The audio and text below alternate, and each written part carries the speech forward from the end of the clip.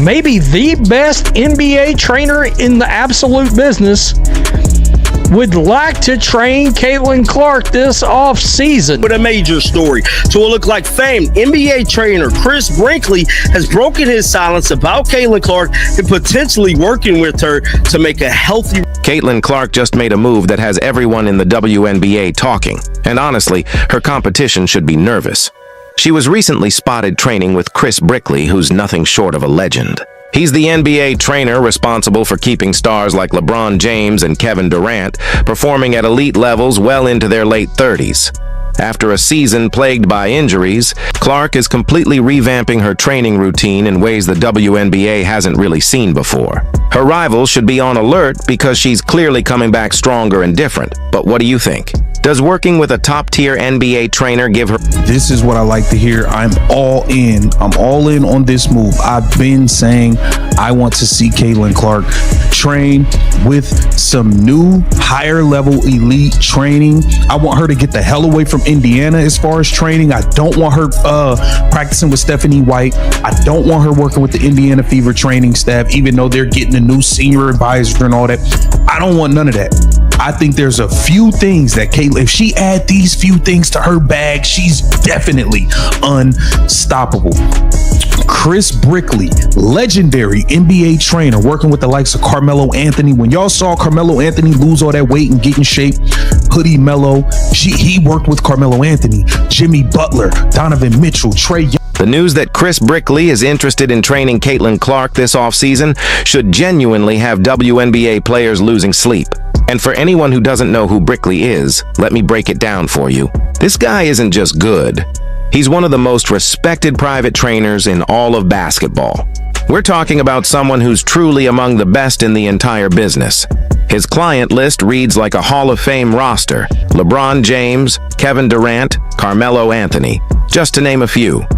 Countless NBA legends have trusted him with their bodies and their careers. So the fact that he wants to work with Clark?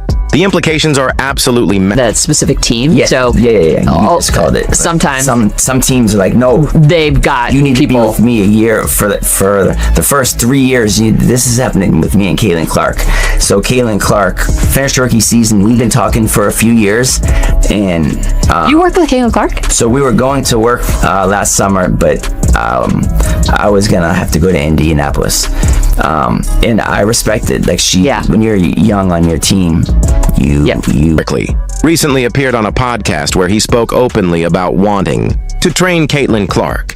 He revealed that they've been in touch for a few years and almost connected last offseason. But the timing just didn't work out. At the time, Clark was expected to stay at the Indiana Fever's practice facility, like most young players do. They usually remain local, train with the team staff, and build chemistry within the organization. Brickley completely respected that choice and didn't push her. But after what turned out to be a disastrous, injury-plagued season for Clark, he's now really hoping... So I'm hoping now this season, this off-season, hoping that she'll come to New York and go get some work. And she's the reason why the WNBA has become so big. I would love to work with her. Yeah. An amazing talent. She's changed the game. She has absolutely changed women's sports. For sure. Just and I love generally competitiveness too. Oh man, I know. She's that's the other piece too, that like it's okay for women to be competitive. Okay, so the timing of all this is absolutely perfect because Caitlin Clark desperately needs to overhaul her training. The 2025 season was nothing short of a nightmare for her. She played only 13 games in the entire regular season due to injuries. Just 13. For someone who was supposed to be the face of the league, the player who brought unprecedented attention and revenue to the WNBA, and who everyone expected to build on a strong rookie year, that's catastrophic. Something clearly went wrong with how her body was prepared and maintained. And honestly, it's hard to argue that the Fever's training staff did her any favors. So let's break down what actually happened with Clark's training before the season. Last off-season, she hit the weight room hard, added a lot of muscle, got stronger, and looked noticeably different when the season began. Many people thought that was the right approach. After all, she took an incredible amount of physical punishment during her first year, and officials often allowed defenders to rough her up with minimal consequences. So bulking up seemed like the logical response. But here's the problem. Adding muscle without the right training methods, or without fully understanding how that extra mass affects movement patterns and joint stress, can actually make an athlete more injury-prone. And that might be exactly what happened here. Clark suffered a groin injury that sidelined her for most of the season. Groin injuries are often linked to muscle imbalances, flexibility limitations, or trying to move explosively with a body that's changed too quickly. When you add a lot of muscle mass in a short time, your nervous system and connective tissues need time to adapt. If you don't allow that adjustment period and instead jump right back into high-intensity basketball movements, injuries are inevitable. That's just basic sports science. Apparently, the Fever's training staff either didn't understand that or failed to apply it properly. And this is exactly where someone like Chris Brickley becomes invaluable. He's not just a strength coach or a skills trainer, he's a performance specialist who knows how to keep elite athletes healthy and competing at the highest level for as long as possible. Just look at his track record. LeBron James will be 41 this season and is still performing at an elite level. Kevin Durant, at 37, remains one of the most dangerous scorers in basketball. Carmelo Anthony played until age 37 and was still logging solid minutes in his final season. That kind of longevity doesn't happen by accident. It's the result of smart, science-based training that prioritizes long-term health and performance. Brickley's approach clearly works.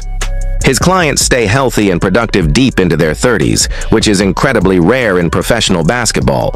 Most players begin declining in their early 30s as their bodies break down from years of wear and tear.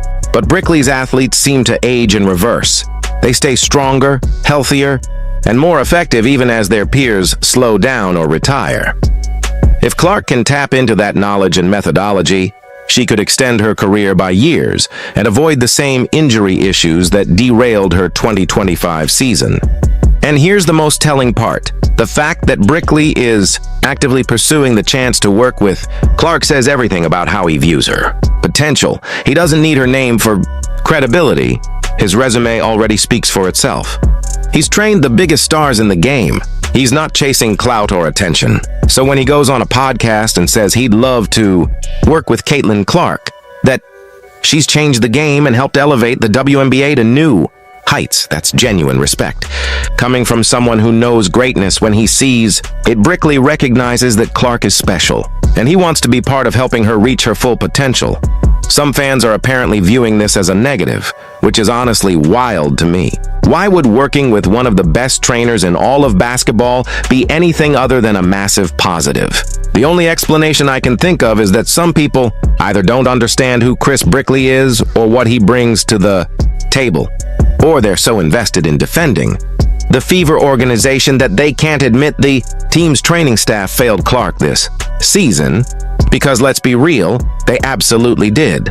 Clark entered the season supposedly in peak condition, yet her body broke down after just 13 games. That's a massive failure in both preparation and management. And frankly, the Fever organization as a whole doesn't inspire much confidence right now. Their medical staff has been questionable, their training protocols clearly didn't work, and their injury reporting was vague and inconsistent all season. They just don't seem to have the infrastructure or expertise needed to properly support a player of Clark's caliber and importance. Clark needs access to the best resources available.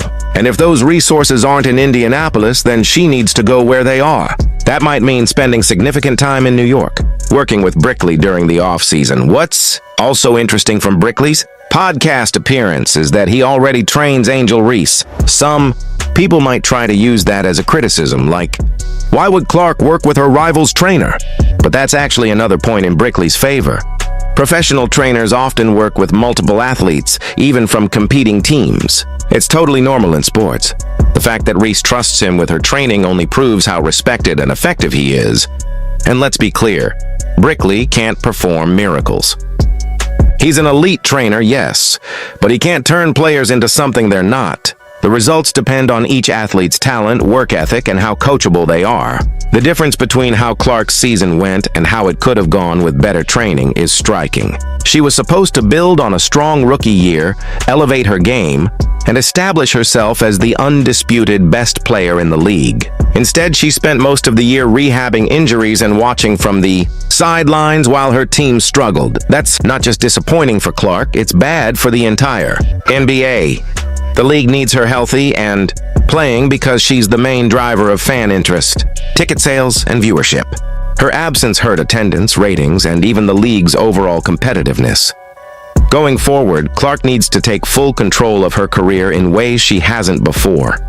She's been loyal to the Fever, working with their staff and trusting their guidance. But after this disastrous season, that loyalty might be misplaced. She needs to prioritize her health and development above everything else. That means working with the best people available, whether or not they're connected to the team. If that means training in New York with Brickley, so be it. If it means hiring outside specialists for nutrition, recovery, or mental performance, she should do that too. Her career is too valuable to risk on people who've already proven they can't keep her healthy. The physical demands of professional basketball are intense, and the WNBA schedule doesn't leave much room for rest. Clark needs a training approach that fully prepares her body for that grind while also building in proper recovery. Brickley's track record shows he understands that balance better than almost anyone. His clients play heavy minutes deep into the playoffs year after year without breaking down. That's exactly what Clark needs to ensure a long, successful career. There's also a huge mental and emotional benefit to working with someone like Brickley. He's trained the greatest players in the world. He knows what greatness looks like up close. He can give Clark perspective and mentorship that goes far beyond physical training, helping her manage her body, handle the pressure of superstardom, and keep evolving even as teams adjust to her strengths. That kind of guidance is priceless. The competitive edge Clark would gain from working with Brickley should terrify the rest of the WNBA. She's already the most skilled offensive player in the league. Her shooting range, court vision, and ability to create for herself and others are unmatched. Now imagine if she's healthy for an entire season. If her body is fully conditioned to handle the physical punishment without breaking down. If she comes back stronger, more explosive, and more efficient, she'd be virtually unstoppable. Some of the greatest players in WNBA history never had access to training at Brickley's level because those resources simply weren't available in women's basketball back then. Clark has the chance to change that, to bring that level of elite science-based training into the women's game. That's not unfair. It's smart. She's using every resource available to maximize her potential. Other players should do the same instead of complaining about advantages they're not even trying to pursue. And yes, there's a financial side to this too. Working with a top private trainer like Brickley isn't cheap. While he doesn't publish his rates, given his reputation and client list, it's safe to say they're substantial. Fortunately, Clark can afford it, thanks to her Nike deal and endorsement income, giving her access to resources most WNBA players simply don't have. That's just the reality of professional sports. The stars who earn more can invest more in themselves, which helps them stay on top. It's a self-reinforcing cycle. There's also an interesting Nike and LeBron James connection here. Clark has her own signature shoe deal with Nike, and LeBron has been publicly supportive of her throughout her career. It wouldn't be surprising if Nike helped facilitate or even fund her training with Brickley as an investment in protecting one of their biggest assets. LeBron could easily make the introduction and endorse the partnership, which would send a powerful message. Caitlin Clark. The powerful message. Caitlin Clark.